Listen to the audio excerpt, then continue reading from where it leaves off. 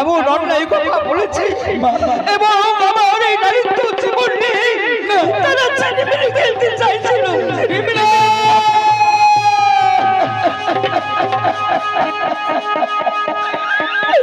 ও খোদা, আজ তুমি আমার সঙ্গে গেলে না মা। আজ এই যমুনার জলে আমার মালদার সব ভেসে যাচ্ছে।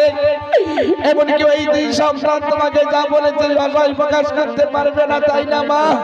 বেশ, আজ যখন আজ অন্যায় কথা বলেছি, আজ তোমাকে আমি একজন 12 বছর সঙ্গে সঙ্গে করে আমি নিয়ে বেড়াচ্ছি। আজ যদি খোদা বার করে তুমি আমাকে কবুল করে দেয় তবে হয়তো আমি ক্ষমা পেতাম, কিন্তু আজ তোমাকে বলেছে আমি এখনই যাবো মা। বেশ বেশ সদাগর, আমি কি চাই জানো? বলেন মা।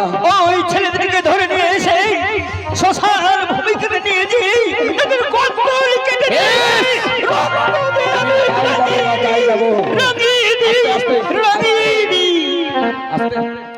তাই যাবো মা, তাই যাবো। আজ যখন তুমি আমাকে আদেশ করেছো তোমার কথা মতন আমি ছুটতে ছুটতে যাবো সেই বাদশাহের দরবারে। আজ বাদশাহের দরবারে গিয়ে আমি বিচার চাইবো। বিচার করে তো ভালো, আর বিচার যদি না করে আমি হাতিয়ার জীবিত হাতিয়ার জীবিত আদায় করবো। না বাবা, মানুষ শুনতে গেলে মহাপাপ। মানুষ শুনতে করিস না বাবা। বেশ মা, বেশ। আমি মুখে ভুলে ফেলেছি, তাই আমি অন্যায় করে ফেলেছি, তাই বলছি আমি আর মানুষ শুনতে পারি না।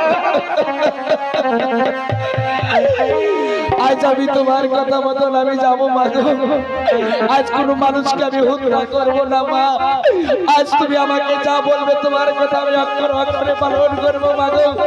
তুমি যাবার সময় আমায় মুখ ভরে আশীর্বাদ করবে না মা? আশীর্বাদ করি বাবা, এই যুদ্ধে তুমি জয় হয়ে এসে আবার মায়ের কোলে তুমি ঝাঁপিয়ে পড়তে পারো। মায়ের কোলে তুমি ঝাঁপিয়ে পড়তে পারো। এখনই চলে যাচ্ছি মা। এইবার সে বিজয় সদাগর মায়ের কাছে পূর্ণ আশীর্বাদ নিয়ে বাদশার দরবারে ফিরে গেলেন। এবার তখন সে উল্কার বেগে ফিরে আসা দেখে বাদশা বললেন, কে বিজয় সদাগর? কিছু ভুল করে রেখে যাচ্ছে নাকি বাবা? আপনি আমাকে হাসালেন বাদশাহ।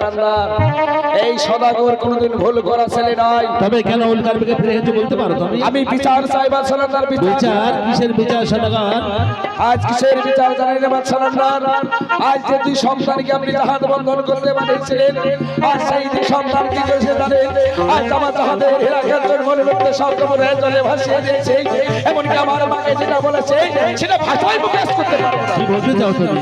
হ্যাঁ বাদশাহ, সে দুটো ছেলে আমাকে জয় জয় কুড়িয়ে এনে দিয়েছিল, দিয়ে বাবা